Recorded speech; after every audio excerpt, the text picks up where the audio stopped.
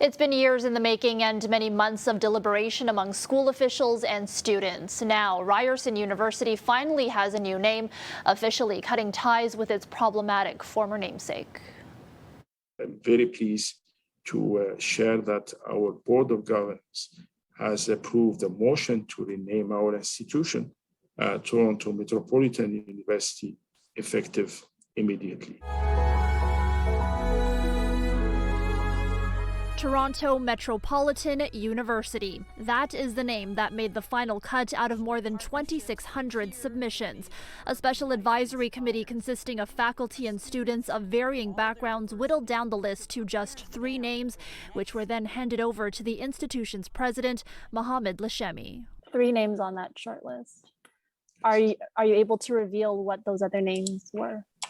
I mean, the discussion now is really about the new name. Work to physically change the school's name on buildings and online was swift. This afternoon, crews could already be seen removing Ryerson's signage from at least one building on campus.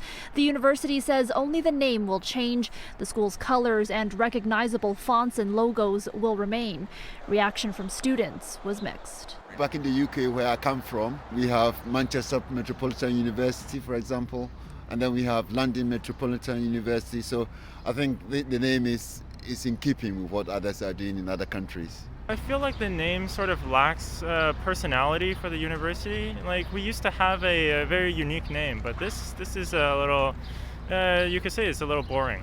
I don't hate it, but I was not expecting that. I feel like I wasn't expecting them to put like the city's name into the new name for the university. Work to rename the institution officially began in August of last year. It was one of 22 recommendations put forward by the Standing Strong Task Force, a group enlisted by Lashemi to look into the life and legacy of Edgerton Ryerson and his connection to the harmful residential school system. Ryerson is widely seen as a key architect in the system that separated Indigenous children from their families. In June, on the heels of the discovery of 215 unmarked graves near the site of a former residential school in British Columbia, a statue of Edgerton Ryerson on the university's grounds was toppled by protesters. You know, the name was damaging for many people in the Indigenous community, Indigenous students in particular. Why not specifically have a name that reflected the Indigenous perspective?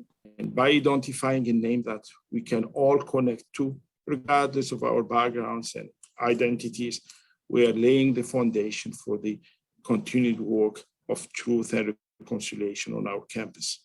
As a university, we have a lot of work ahead of us to heal the relationships with Indigenous people, and we are committed to this on an ongoing basis. As for graduating students and alumni, they will be able to keep the name Ryerson on their parchments, including their diplomas, or opt to have them reissued once the name is legally changed sometime after the June provincial election. In Toronto, Natividad, City News.